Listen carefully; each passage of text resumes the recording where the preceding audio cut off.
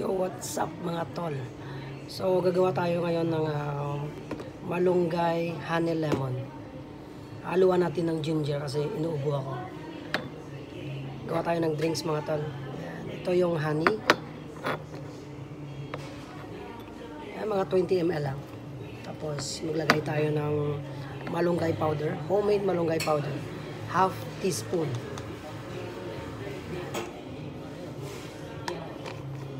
Para to sa mga mga tol. Masakit yung lalamunan. Ayan. Tapos lagyan natin ng mainit na tubig.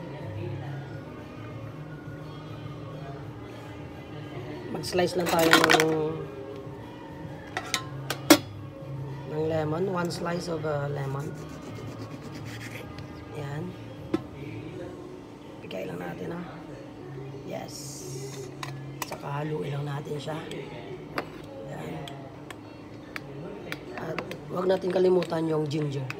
Ayan, ito yung ginger, mga 10 ml ang mga tol. Ayan.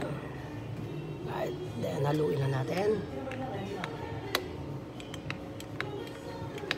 At sa matunaw yung malunggay powder natin at saka honey.